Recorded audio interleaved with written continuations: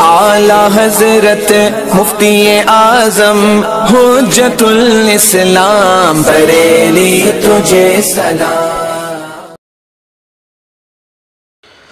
السلام علیکم ورحمۃ اللہ تعالی وبرکاتہ۔ مرکز اہل سنت جامعہ رضویہ منظر اسلام کے یوٹیوب چینل ہم سبق درس نظامی میں آپ کا خیر مقدم ہے۔ جنہوں نے اب تک ہمارے چینل کو سبسکرائب نہیں کیا ہے وہ ضرور سبسکرائب کر لیں اور گھنٹی بھی دبا دیں تاکہ ہر اپلوڈ کی نوٹیفیکیشن اور اطلاع آپ تک پہنچتی رہے۔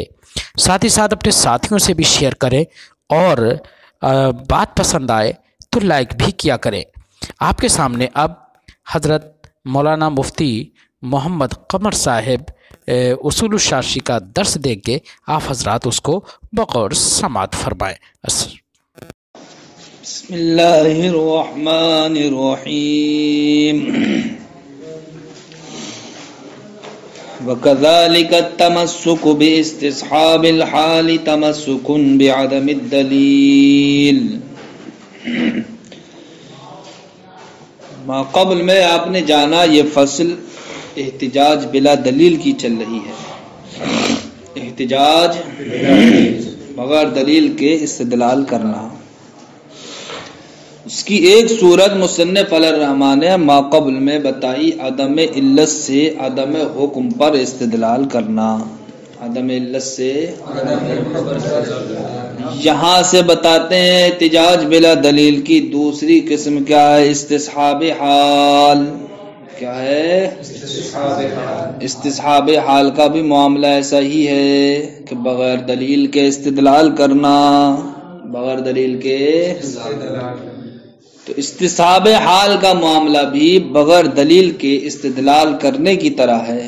تو جس طریقے سے عدم علت سے عدم حکم پر استدلال کرنا صحیح نہیں تھا، اسی طریقے سے استصحاب حال کی بنیاد پر بھی استدلال کرنا، یعنی کہ یہ استدلال بلا دلیل ہے تو یہ استدلال بلا دلیل بھی صحیح نہیں ہے۔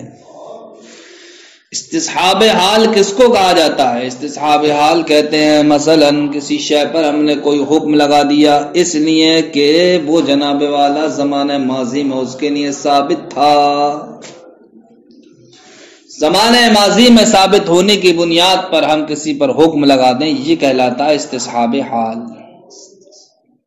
ہماری پہلے آپ سے ملاقات ہوئی، مثلا آج آپ کو ہم نے منظر اسلام کا طالب علم پایا، چند سالوں کے بعد پھر آپ سے ملاقات ہوئی، اب ہم انہی آج کے حالات کے پیش نظر آپ پر حکم لگا دیں ہیں منظر اسلام کے طالب علم ادھر آؤ،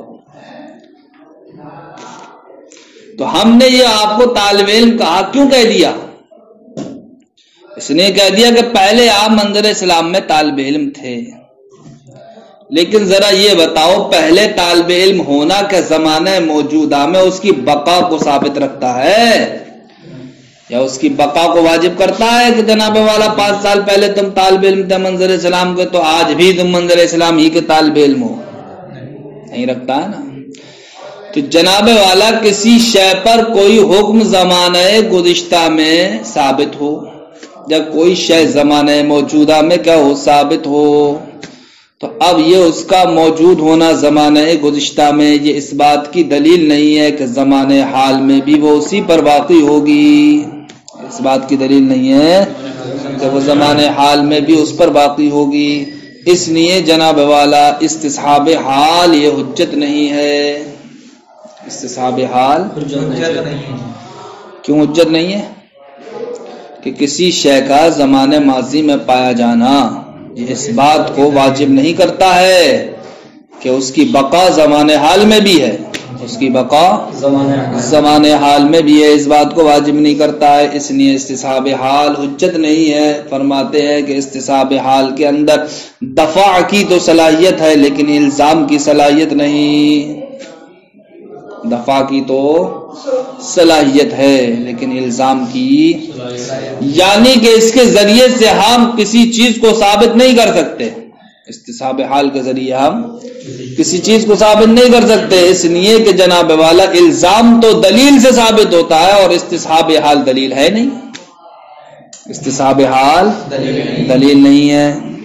فرماتے ہیں وَكَذَلِكَ التَّمَسُّكُ بِاسْتِصْحَابِ الْحَالِ، اسی طریقے سے استصحاب حال سے استدلال کرنا، تمسکن یہ ایسا استدلال ہے، بعدم الدلیل یعنی عدم دلیل سے استدلال کرنا ہے، اور عدم دلیل سے استدلال کرنا صحیح نہیں ہے۔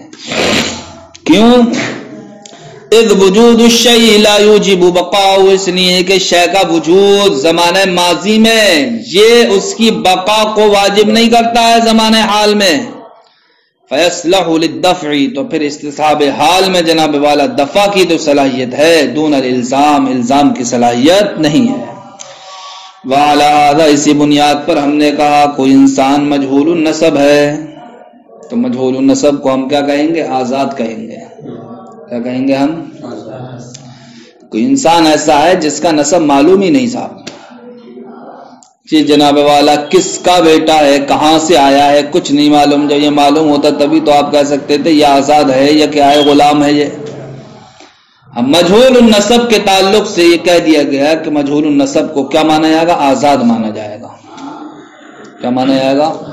کیوں مانا جائے گا؟ اس لیے کہ ہر انسان کی اصل تو کیا ہے؟ آزاد ہے، اس لیے آزاد مانا جائے گا، ٹھیک۔ لیکن کسی انسان نے اس پر غلام ہونے کا دعویٰ کر دیا کہ جس مجہول النسب کو آپ آزاد کر رہے ہو وہ آزاد نہیں ہے بلکہ وہ کیا ہے؟ غلام ہے۔ اب اسی دعویٰ کرنے والے نے اسی مجہول النسب پر کیا کر دی؟ جنایت کر دی، مثلا اس کا ہاتھ توڑ دیا یا پیر توڑ دیا، آنکھ توڑ دی، ناک توڑ دی، کان توڑ دیا، کچھ بھی کر دیا، بہرحال جنایت کر دی اس نے۔ اب ایسی صورت میں دعویٰ کرنے والے پر، جس نے جنایت کی ہے وہ مدعی تو ہے، تو اب اس جنایت کرنے والے پر عرش یعنی عرش واجب ہوگی، یعنی کہ دیت واجب ہوگی۔ اب دیت کا معاملہ آیا تو اب جناب والا آزاد کی دیت الگ ہوتی ہے اور غلام کی دیت الگ ہوتی ہے۔ اب ہم اس مجہول النسب پہ جو جنایت کی گئی، مدعی نے جنایت کی یا مدعی پر جو دیت واجب ہوگی وہ کون سی دیت واجب ہوگی؟ آزاد والی یا غلام والی؟ تو اب آزاد والی دیت واجب نہیں ہوگی، اس لیے نہیں ہوگی کہ آزاد والی دیت کا واجب ہونا یہ جناب والا الزام ہے۔ الزام کیا ہے؟ یہ کیا ہے یہ؟ اور استصحاب حال پر جناب استصحاب حال کے ذریعے سے الزام نہیں کیا جا سکتا، کیونکہ الزام تو دلیل کے ذریعے سے ہوتا ہے اور استصحاب حال دلیل نہیں ہے۔ لہذا ویسی صورت میں اس مدعی پر، اس جنایت کرنے والے پر کون سی دیت واجب ہوگی؟ غلام والی۔ کون سی والی؟ غلام والی۔ فرماتے ہیں وعلی ھذا، اسی بنیاد پر قلنا ہم نے کہا مجہول النسب حر، مجہول النسب انسان کیا ہے؟ آزاد ہے۔ لو ادعا علیہ احد رقا، اور اگر کسی انسان نے اس پر غلام ہونے کا دعویٰ کیا، پھر ثم جنا علیہ جنایتا، پھر اسی مدعی نے اس پر جنایت کر دی، لا یجب علیہ عرش الحر، تو اب مدعی پر، جنایت کرنے والے پر آزاد کی دیت واجب نہیں ہوگی۔ کیوں؟ لأن ایجاب عرش الحر، اس لیے کہ آزاد کی دیت کو واجب کرنا الزام، یہ کیا ہے؟ الزام ہے، اور الزام دلیل سے ثابت ہوتا ہے، اور استصحاب حال فلا یثبت بلا دلیل، استصحاب حال دلیل نہیں ہے تو اب یہ الزام بغیر دلیل کے ثابت نہیں ہوگا۔ وعلی ھذا، دوسری صورت بیان فرماتے ہیں اگر کسی عورت کا خون کیا ہو گیا؟ 10 دن سے زائد ہو گیا، 10 دن سے زائد ہو گیا، اور اس کے لیے ایک عادت مشہورہ تھی، مثلا 7 دن اس کو حیض آتا تھا۔ کیا آتا تھا اس کو؟ 7 دن۔ لیکن اس بار کیا ہوا صاحب؟ 10 دن سے بھی کیا ہو گیا؟ پار ہو گیا۔ سوال یہ ہے کہ 10 دن سے جو پار ہوا وہ تو جناب والا استحاضہ ہے ہی، اس تعلق سے کوئی وہی نہیں ہے، اس لیے کیا ہے اس کی اکثر مدت کیا ہے؟ 10 دن ہے۔ 10 دن سے زیادہ ہے وہ تو اس کے بارے میں تو یقین ہی ہے کہ یہ استحاضہ ہے، لیکن سوال یہ ہے جو 7 دن سے پار ہوا وہ جناب والا حیض میں بھی مشترک ہے اور استحاضی کے درمیان، دونوں کے درمیان مشترک ہے، اس لیے کہ ایام حیض چل رہے ہیں، 7 دن سے پار ہو گیا تو کیا ہوا؟ لہذا یہ اس اعتبار سے حیض بھی ہے، لیکن اس کی عادت مشہورہ ہے جناب والا کا 7 دن آنا، اس اعتبار سے لگ رہا ہے کہ یہ تو استحاضہ ہے۔ اب کیا کیا جائے جناب والا؟ اگر ہم حیض کہتے ہیں اس کو حیض تو یہ الزام ہوگا، اور یہ الزام بغیر دلیل کے ہے یہاں پر. اور الزام کا تحقق کیسے ہوتا ہے؟ دلیل سے ہوتا ہے. استحاضہ بھی نہیں کہہ سکتے تو بھی بغیر دلیل کے الزام ہوگا یہ. تو اب ہم کیا کریں گے صاحب؟ ان دونوں جہتوں کو چھوڑ دیں گے، نہ حیض کہیں گے نہ استحاضہ کہیں گے. ہم کہیں گے یہ دونوں آپس میں ٹکرا گئے، لہذا اذا تعارض تساقطا. جب جو چیزیں آپس میں ٹکرا جائیں تو کیا ہو جاتی ہیں؟ ساقط ہو جاتی ہیں. تو اب ہم اس کی اصل کی جانب پلٹ جائیں گے. کیا کہیں گے؟ کہ اس کی عادت جو 7 دن تھی وہی 7 دن حیض ہے. جو 7 دن تھی وہی 7 دن حیض ہے، لہذا اب اس کے علاوہ جتنا بھی آیا وہ حیض نہیں ہے، وہ حیض نہیں ہے. اس لیے کہ اگر ہم 7 دن کے پار والی چیز کو، جو 10 دن کے 7 دن اور 10 کے جو درمیان ہے، ان دنوں کو اگر ہم حیض کہتے ہیں تو یہ بھی بغیر دلیل کے ہم ثابت کر رہے ہیں. تو یہ الزام ہوگا بغیر دلیل کے، اور بغیر دلیل کے الزام ہوتا نہیں ہے. اور اگر ہم استحاضہ کہنا ہے تو وہ بھی بغیر دلیل کے کہہ رہے ہیں. ٹھیک، تو بغیر دلیل کے الزام ہوتا نہیں ہے، لہذا ہم نے دونوں ہی کو ساقط کر دیا. نہ ہم نے جناب والا حیض کہا ان کو، نہ ہم نے جناب والا ان کو استحاضہ کہا، بلکہ ہم نے اس صورت میں اس کو اپنے اصل کی طرف لوٹا دیا. وہ اصل کیا تھی؟ عادت مشہورہ، یعنی کہ اس کا 7 دن کیا حیض ہے، 7 دن کے علاوہ حیض نہیں ہے. وعلى هذا، اسی بنیاد پر ہم نے کہا اذا زاد الدم على العشرة، جب خون زیادہ ہو جائے 10 دن پر، فی الحیض، حیض میں، وللمراتی عادت معروفۃ، اور عورت کی کیا ہے؟ عادت مشہورہ بھی ہے، مثلا 7 دن کی. ردت الى ایام عادتها، تب ایسی صورت میں جناب والا جو حیض مانا جائے گا وہ اس کی عادت کے ایام کی طرف لوٹایا جائے گا.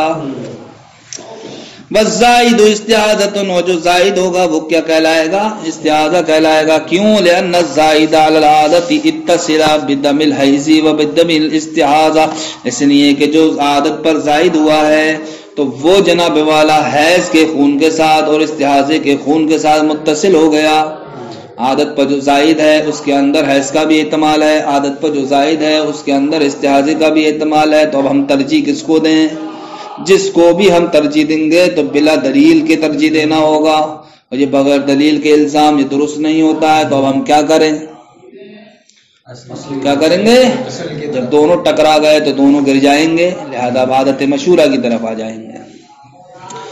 فاحتمل الامرین جمیعا، تو دونوں امر یعنی دونوں امروں کا احتمال، یعنی دونوں امر یہاں پر کیا ہوگا؟ اکٹھا ہوگا. دونوں امروں کا احتمال یہاں پر پایا گیا کہ وہ جو 7 دن سے زائد ہے، یعنی عادت پر جو زائد ہے وہ حیض بھی ہے، وہ استحاضہ بھی ہے. فلو حکمنا بنقض العادت، تو اب ہم جناب والا عادت کے ٹوٹنے کا حکم لگا دیں بہی طور کہ ہم کہہ دیں جو 7 دن کے پار ہے یا عادت سے زائد ہے وہ بھی حیض ہے، تو یا عادت کو توڑنا ہوا یا نہیں ہوا؟ اور عادت کو توڑنے کا مطلب ہوا الزام. عادت کو توڑنے کا مطلب کیا ہوا؟ الزام. تو لزمنا العمل بلا دلیل، تو اب ایسی صورت میں ہم نے عمل کو لازم کر دیا بلا دلیل کے، اور کسی بھی چیز کو لازم کرنا بغیر دلیل کے یہ صحیح نہیں ہوتا ہے. اس لیے اب عادت ہی کی جانب لوٹایا جائے گا، اور عادت کے علاوہ جو بھی ہے وہ تمام کا تمام استحاضہ مانا جائے گا. اسی طریقے سے جناب والا کوئی لڑکی بالغ ہوئی کیسے؟ حیض سے، لیکن اس کو حیض اتنا آیا کہ 10 دن کا پار ہو گیا، تو اب ہم کہیں گے یہ لڑکی وہ ہے کہ جو بالغ ہوئی ہے مستحاضہ ہو کر، جو بالغ ہوئی ہے مستحاضہ ہو کر. اس لیے کہ جناب والا حیض کے تعلق سے 10 دن کی اکثر مدت ہے، لہذا 10 دن کے بارے میں تو یقین ہے کہ 10 دن یہ حیض ہے، لیکن 10 دن کے بعد والے کے تعلق سے یہ یقین ہے کہ یہ کیا ہے؟ یہ استحاضہ ہے. تو اب یہ لڑکی کیا ہوئی جناب والا؟ مستحاضہ ہو کر کے کیا ہوئی؟ بالغ ہوئی. کیوں صاحب؟ اس لیے کہ 10 دن سے کم کے اندر استحاضے کا احتمال ہی نہیں ہے.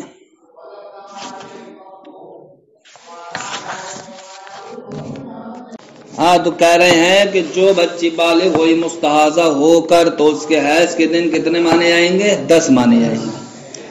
اگرچہ جناب والا 10 دن سے کم میں حیض کا بھی احتمال ہے اور کیا ہے؟ استحاضہ کا بھی احتمال ہے. اس لیے کہ یہ بالغ ہو رہی ہے، کس اعتبار سے؟ مستحاضہ ہو کر کے بالغ ہو رہی ہے، تو اب یہ یقینی طور پر نہیں کہا جا سکتا کہ اس کی حیض کی مدت اتنی ہے. ارے جب وہ پہلے کسی اور طریقے سے بالغ یعنی کہ اس کو جو پہلے حیض آیا تھا مثلا وہ 10 دن کا آیا تھا تو چلو مان لیتے کہ اس کے حیض کی جو مدت ہے وہ 10 دن ہے، لیکن یہ جو بالغ ہو رہی ہے وہ مستحاضہ ہو کر ہی بالغ ہو رہی ہے، لہذا اب 10 دن تو یہ حیض کے مانے جاتے ہیں، لیکن اس 10 دن میں بھی احتمال ہے کہ کچھ دن حیض کے ہو کچھ دن استحاضہ کے ہو، احتمال ہے یا نہیں؟ دونوں۔ لہذا اب اگر ہم جناب والا ان 10 دنوں میں سے مثلا یہ مان لیں کہ 7 دن حیض کے ہیں اور باقی دن کائے کے ہیں؟ استحاضہ کے ہیں۔ 7 دن حیض کے ہیں اور باقی دن کائے کے ہیں؟ استحاضہ کے ہیں۔ تو اب ہم مثلا 10 دن میں سے 7 دن حیض کے مانے ہم نے تو 3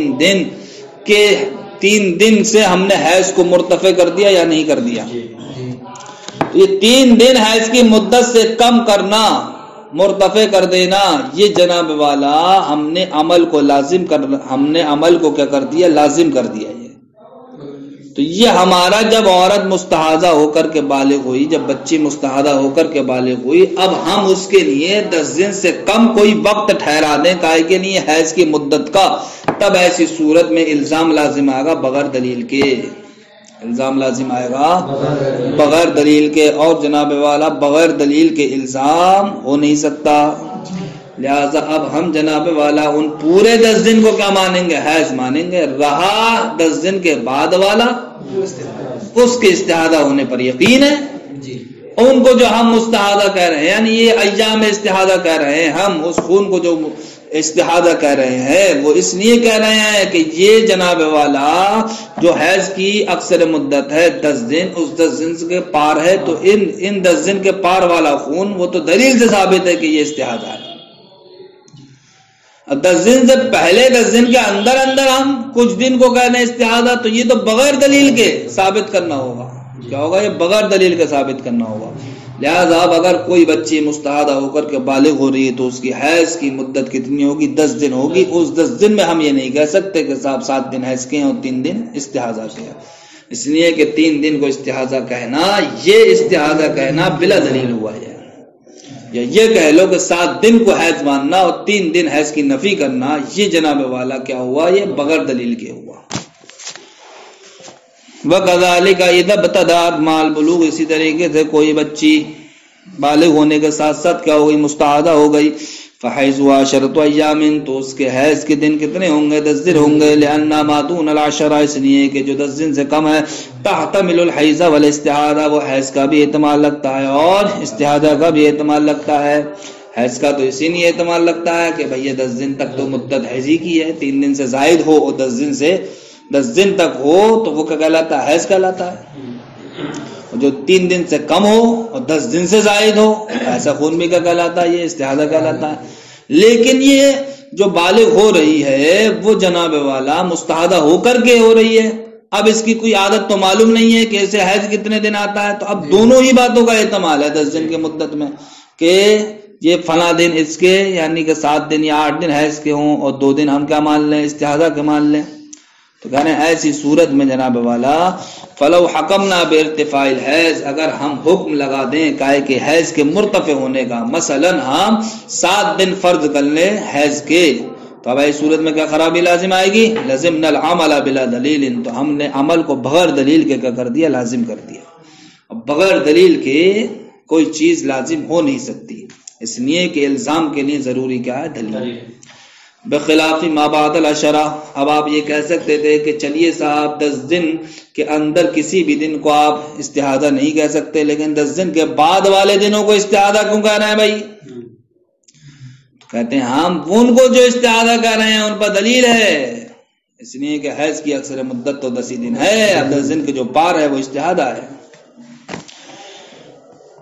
بخلاف ما بعد العشرة، برخلاف 10 دن کے بعد، لقیام الدلیل علی ان الحیض لا تزید علی العشرة، دلیل کے قائم ہونے کی وجہ سے اس بات پر کہ حیض جناب والا یہ 10 دن پر زیادہ نہیں ہوتا ہے، اور یہاں پر اس کو خون جو آ رہا ہے وہ 10 دن سے بڑھ چکا ہے، لہذا بڑھنے والا خون حیض نہیں ہے بلکہ وہ کیا؟ استحاضہ ہے، تو اس کا استحاضہ ہونا تو دلیل سے ثابت ہے، اس لیے وہ 10 دن سے زائد استحاضہ کہلا رہے ہیں، لیکن 10 دن کے اندر ہم کسی دن کو استحاضہ کہیں تو یہ الزام بلا دلیل ہوگا، اور الزام بلا دلیل جائز نہیں ہے۔ السلام علیکم ورحمۃ اللہ۔